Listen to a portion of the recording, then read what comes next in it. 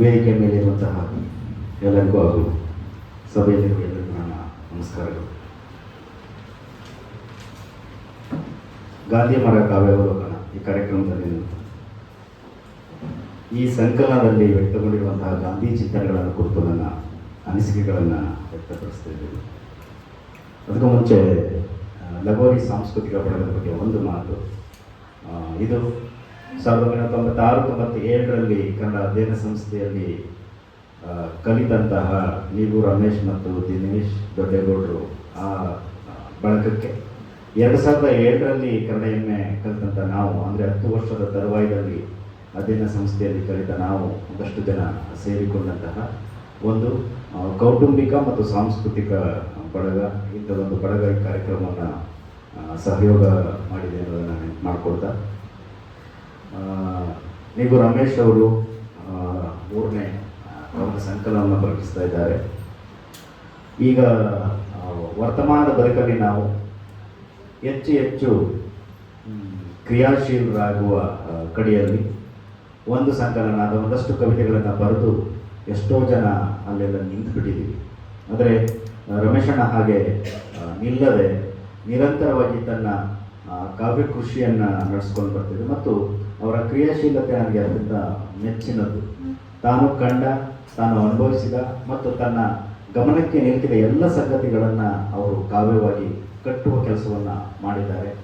ಅದು ಎಷ್ಟು ಮಟ್ಟಿಗೆ ಅದು ಉತ್ಕೃಷ್ಟ ಅಥವಾ ಅದು ಅನ್ನೋ ಪ್ರಶ್ನೆಯನ್ನು ಪಕ್ಕಕ್ಕಿಟ್ಟು ನಿರಂತರವಾಗಿ ಬರವಣಿಗೆಯಲ್ಲಿ ತೊಡಕೊಂಡಿದ್ದಾರೆ. ಅವರು ನಮ್ಮಂಥ ಕಿರಿಯರಿಗೆ ಈ ವಿಷಯದಲ್ಲಿ ಮಾರ್ಗದರ್ಶಕರು. ಗಾಂಧಿ ಮರದ ಕವನ ಸಂಕಲನದಲ್ಲಿ ಗಾಂಧಿ ಚಿಂತನೆಗಳು ವಿಸ್ತಾರವಾಗಿ ಹರಡಿಕೊಂಡಿದೆ. ಗಾಂಧಿಯನ್ನೇ ಕುರಿತಂಥ 4 ಕವಿತೆಗಳು ಅವ್ರನ್ನ ಹೇಗೆ ಗಾಂಧಿ ಪ್ರಭಾವಿಸಿದ್ದಾನೆ ಅನ್ನೋದನ್ನು ನಮಗೆ ಮತ್ತೆ ನೆನಪು ಮಾಡ್ಕೋತಾರೆ. ಗಾಂಧಿ ಅನ್ನೋ ಹೆಸರು ಬರೀ ಭಾರತವನ್ನು ಇಡೀ ಜಗತ್ತನ್ನೇ ಒಂದು ಬೆರಗಿಗೆ ನೂಕದಂಥ ವ್ಯಕ್ತಿತ್ವ. ಜಗತ್ಪ್ರಸಿದ್ಧ ವಿಜ್ಞಾನಿಯಾದಂಥ ಐನ್ಸ್ಟೈನ್ ಹಾಗೇ ಹೇಳಿದ್ದಾರೆ, ರಕ್ತ ಮಾಂಸ ತುಂಬಿದಂಥ ಇಂಥದ್ದೊಬ್ಬ ಮನುಷ್ಯ ಈ ಭೂಮಿಯಲ್ಲಿ ಇದ್ದ ಅನ್ನೋದನ್ನು ಮುಂದಿನ ತಲೆಮಾರು ನಂಬುವುದಿಲ್ಲ ಅನ್ನೋದು ಅವ್ರ ಮಾತು. ಅದು ಅಕ್ಷರಶಃ ಸತ್ಯದ ಹಾಗೆ ಇವತ್ತು ನಮಗೆ ಕಾಣಿಸ್ತಾ ಇದೆ. ಆದರೆ ಇನ್ನೊಂದು ದುರಂತದ ಸನ್ನಿವೇಶದಲ್ಲಿ ನಾವು ಇವತ್ತು ಇದ್ದೀವಿ. ಬರೀ ನಂಬಿಕೆಯ ಪ್ರಶ್ನೆ ಅಲ್ಲ, ಇಂದು ಗಾಂಧಿ ಅಪಮೌಲ್ಯೀಕರಣಗೊಳ್ಳುವಂತಹ ಒಂದು ಬಿಕ್ಕಟ್ಟಿನ ಸ್ಥಿತಿಯಲ್ಲಿ ಯಾಕೆ ಅನ್ನೋದು ಇನ್ನೂ ಸರಿಯಾಗಿ ಅರ್ಥ ಆಗ್ತಾ ಇಲ್ಲ.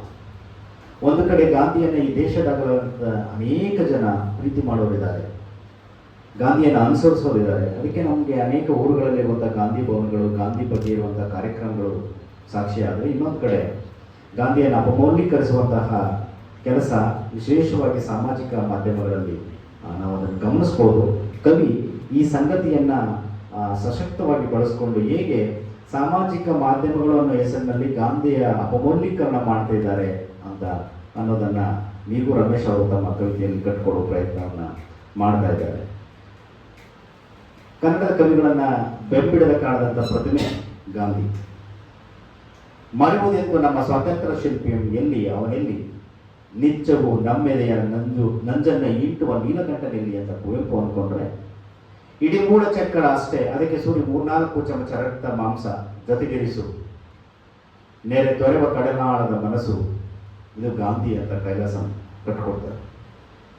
ಭಾರತದ ಭಾಗ್ಯರವಿ, ದೀನ ದಲಿತರ ರಕ್ಷೆ, ಸರ್ವೋದಯದ ಸೂತ್ರಧಾರ ಗಾಂಧಿ ಅನ್ನೋದು ತೀನಾಂಶಿಯವರ ಮಾತಾದರೆ, ನಿನ್ನ ಹೆಸರಿಡಬಹುದು ಬೀದಿ ಬೀದಿಗೆ ಸುಲಭ, ನಿನ್ನಂತೆ ಬದುಕುವುದು ದುರ್ಲಭ, ನಿನ್ನ ಹೆಸರೆತ್ತಿದರೆ, ನಿನ್ನ ಮಾತಾಡಿದರೆ ನಿನ್ನ ವೈರಿಗೂ ಕೂಡ ಲಾಭ ಅನ್ನೋದು KS ನರಸಿಂಹಸ್ವಾಮಿಯವರ ನಿಲುವು. ಕಾವಿಯುಡಲಿಲ್ಲ, ಹೆಣ್ಣನ್ನು ಬಿಡಲಿಲ್ಲ, ಎಲ್ಲೋ ಮಠದೊಳಗೆ ರಹಸ್ಯವಾಗಿ ಜಪಮಣಿ ಎಣಿಸಿ ಸಮಾಧಿಸ್ಥನಾಗಲಿಲ್ಲ, ಕತ್ತಿ ಕೋವಿ ಹಿಡಿಯಲಿಲ್ಲ, ಆದರೂ ಯುದ್ಧ ಮಾಡಿದೆ ಅಂತ GSS ಗಾಂಧಿಯನ್ನು ಮುಖಾಮುಖಿಯಾಗ್ತಾರೆ. ಹೀಗೆ ಕನ್ನಡದ ಕಾವ್ಯ ಪರಂಪರೆಯಲ್ಲಿ ಅಂತೂ ಗಾಂಧಿಯನ್ನು ಮುಖಾಮುಖಿಯಾಗಿರುವಂತಹ ಅಥವಾ ಕನ್ನಡ ಕಾವ್ಯದಲ್ಲಿ ವ್ಯಕ್ತಿ ಚಿತ್ರಗಳ ಹಿನ್ನೆಲೆಯಲ್ಲಿ ಅತಿ ಹೆಚ್ಚು ಕವಿತೆಗಳನ್ನು ಬರೆಸಿಕೊಂಡಿರುವ ವ್ಯಕ್ತಿಗಳಲ್ಲಿ ಗಾಂಧಿ ಕೂಡ ಬಹುಮುಖ್ಯರು. ಹೀಗೆ ಗಾಂಧಿ ಎಲ್ಲರ ಒಳಗೆ ಇಳಿಯುವಂಥ ಸಂದರ್ಭದಲ್ಲಿ ವರ್ತಮಾನದಲ್ಲಿ ನೀವು ರಮೇಶ್ ಅವರು ಇಡೀ ಶೀರ್ಷಿಕೆಯನ್ನೇ ಗಾಂಧಿ ಮರ ಅಂತ ಹೇಳೋದ್ರ ಮೂಲಕ ಒಂದು ಹೊಸ ಆಯಾಮವನ್ನು ಗಾಂಧಿಯ ವ್ಯಕ್ತಿತ್ವಕ್ಕೆ ಕೊಟ್ಟಿದ್ದಾರೆ. ಶೀರ್ಷಿಕೆ ಕವಿತೆಯ ಕೆಲವು ಭಾಗವನ್ನು ವಿನೋದ ಮೇಡಮ್ ಅವರು ಓದಿದ್ರು. ಅಲ್ಲಿ ಗಾಂಧಿ ಮರ ಅನ್ನುವಂತಹ ಶೀರ್ಷಿಕೆಯನ್ನು ತೆಗೆದಿಟ್ಟು ನೀವು ಯಾವುದೇ ಮಹಾಚೇತನಕ್ಕೆ ಈ ಪದ್ಯವನ್ನು ಅನ್ವಯಿಸಿಕೊಳ್ಬಹುದು. ಅಲ್ಲಿ ಗಾಂಧಿ ಅನ್ನೋದು ಗಾಂಧಿ ಮರ ಅನ್ನೋ ಶೀರ್ಷಿಕೆಯಲ್ಲಿ ಅಷ್ಟೇ ಗಾಂಧಿ ಅಂತಿದೆ. ಇಡೀ ಪದ್ಯದ ಒಳಗಡೆ ಎಲ್ಲೂ ಕೂಡ ಗಾಂಧಿ ಅನ್ನುವಂಥ ನಾಮವಾಚಕ ಇಲ್ಲ. ಆದರೆ ಹೇಗೆ ಗಾಂಧಿ ರೂಪುಗೊಂಡ ಭಾರತದ ಎಲ್ಲ ದಿಕ್ಕುಗಳಿಂದ ಹರಿದು ಬಂದ ನೀರಿಂದ ಅದನ್ನು ಒಂದು ಗಿಡದ ರೂಪಕವಾಗಿ, ಗಿಡ ಹೇಗೆ ಮರವಾಗಿ ಬೆಳೆಯಿತು, ಮರವಾಗಿ ಬೆಳೆದ್ರ ಮೂಲಕ ತನ್ನ ಬೆಳೆಗಳನ್ನು ಈ ದೇಶಾದ್ಯಂತ ಹೇಗೆ ಹಬ್ಬಿಸಿತು, ತನ್ನ ಬೇರುಗಳನ್ನು ಹೇಗೆ ಈ ದೇಶದ ತುಂಬ ಹರಡಿಕೊಂಡಿದೆ ಅಂತ. ಒಂದು ವರ್ತಮಾನದಲ್ಲಿ ಅನೇಕ ದೇಶಗಳು ಯುದ್ಧ ಪಿಪಾಸಿಗಳಾಗ್ಬಿಟ್ಟಿದ್ದಾವೆ. ಟಿವಿ ಓಪನ್ ಮಾಡಿದ್ರೆ ಹೇಗೆ ಮಕ್ಕಳ ಮುಂದೆ ಕೂತ್ಕೊಂಡು ನಾವು ಟಿವಿಯನ್ನು ನೋಡೋದು, ನ್ಯೂಸ್ ಚಾನೆಲ್ಗಳನ್ನು ನೋಡೋದು ಅನ್ನುವಂತಹ ತಲ್ಲಣದ ಸ್ಥಿತಿಲಿದ್ದೀವಿ. ಆ ದೇಶಗಳಲ್ಲಿ 1-2 ಧರ್ಮಗಳಿರ್ಬೋದು, 1-2 ಜಾತಿಗಳಿರ್ಬೋದು. ಆದರೆ ಈ ದೇಶ ಅಸಂಖ್ಯಾತ ಜಾತಿ, ಧರ್ಮ, ಮತ, ಬಣ್ಣ, ಭಾಷೆಯನ್ನು ಒಳಗೊಂಡಿರುವಂಥ ಈ ದೇಶದಲ್ಲಿ ಇನ್ನೂ ನಾವು ಹೀಗೆ ಈ ಮಟ್ಟಕ್ಕೆ ನಾವು ನೆಮ್ಮದಿಯಿಂದ ಬದುಕ್ತಾ ಇದ್ದೀವಿ ಅಂದರೆ ಗಾಂಧಿಯಂತಹ ಚೇತನಗಳ ಬೇರುಗಳು ನಮ್ಮನ್ನು ಕೆಳಗಡೆ ರಕ್ಷಣೆ ಮಾಡ್ತಾ ಇದ್ದಾರೆ. ಗಾಂಧಿಯಂತಹ ಮಹಾಚೇತನದ ಬಿಳುಳುಗಳು ನಮ್ಮನ್ನು ಕಾಪಾಡ್ತಾ ಇದ್ದಾವೆ. ಗಾಂಧಿ ಅನ್ನುವಂತಹ ಅನೇಕ ಮಹಾಚೇತನಗಳು ಹರಡಿಕೊಂಡಿರುವಂಥ ನೆರಳಲ್ಲಿ ನಾವು ಇದ್ದೀವಿ. ಇದು ನಮ್ಮ ಶ್ರೀರಕ್ಷೆ. ಇದನ್ನು ಅತ್ಯಂತ ರೂಪಕವಾಗಿ ಕವಿ ನೀವು ರಮೇಶ್ ಅವರು ನಮ್ಮ ಮುಂದೆ ಕಟ್ಕೊಟ್ಟಿದ್ದಾರೆ. ಆದಾಗಲೂ ಕವಿಗೆ ಒಂದು ಸಣ್ಣ ಆತಂಕ.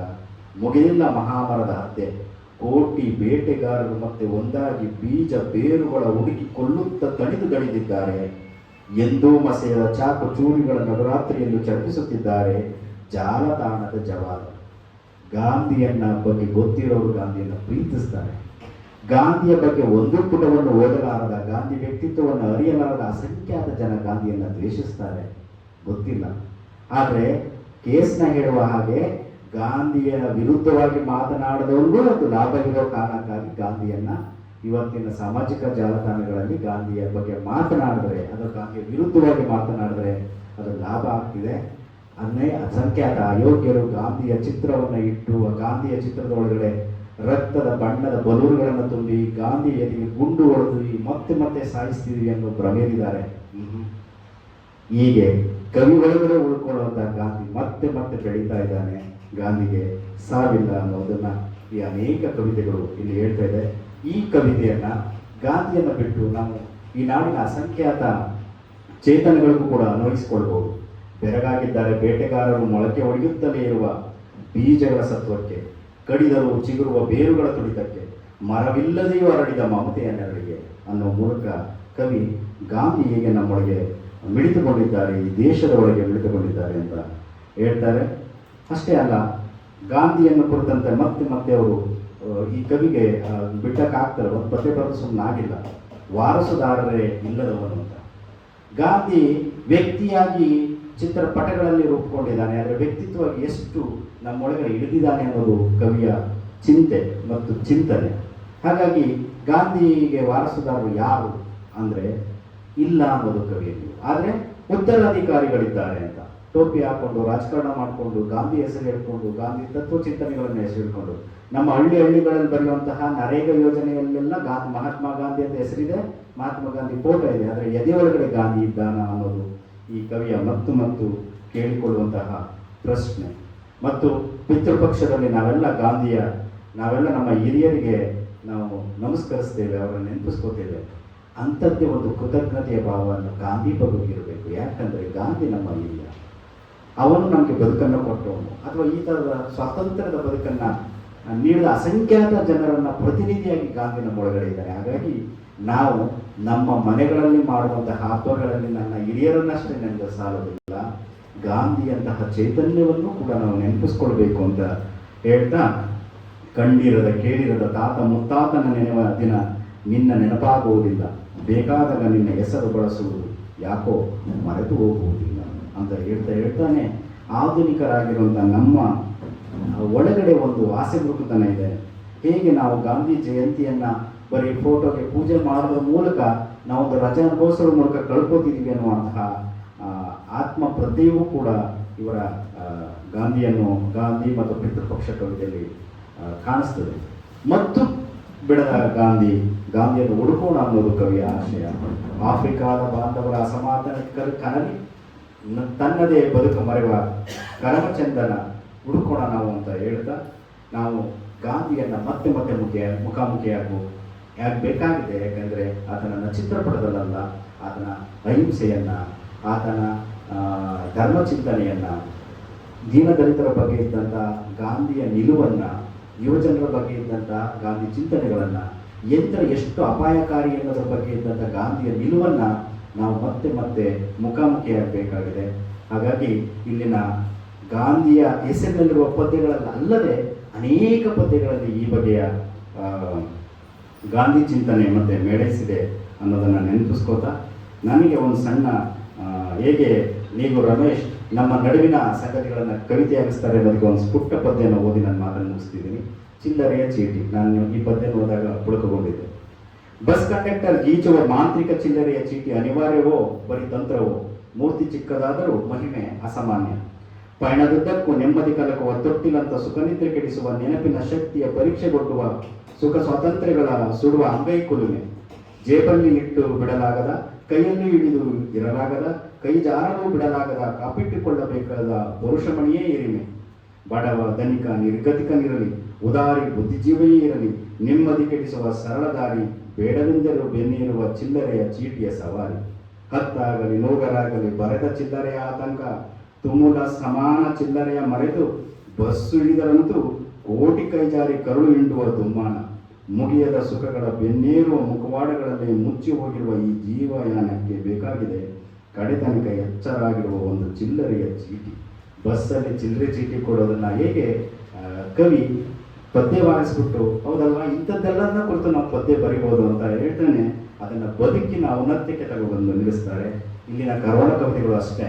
ನಾವು ಕರೋನಾದ ಭಯದಿಂದ ಇನ್ನೇನು ಬಿಡುಗಡೆಗೊಂಡು ಎಲ್ಲವನ್ನು ಮರೆತ ಕಾಲಕ್ಕೂ ಕೂಡ ಮುಂದೆ ಇಂಥದ್ದೊಂದು ದಿನ ಬಂದಿತ್ತು ಅಂತ ನೆನ್ಪಿಟ್ಕೊಳ್ಳೋದಕ್ಕೆ ಈ ಕವನ ಸಂಕಲನ ಸಹಾಯ ಮಾಡುತ್ತೆ. ಹಾಗೆ ಇವರ ಕಾವ್ಯಯಾತ್ರೆ ಮುಂದುವರಿಯಲಿ. ಇಂಥದ್ದೊಂದು ಅವಕಾಶವನ್ನು ಕಲ್ಪಿಸೋದಕ್ಕಾಗಿ ಎಲ್ಲರಿಗೂ ತುಂಬ ಹೃದಯದ ಧನ್ಯವಾದಗಳನ್ನು ಅರ್ಪಿಸ್ತೇವೆ. ನಮಸ್ಕಾರ.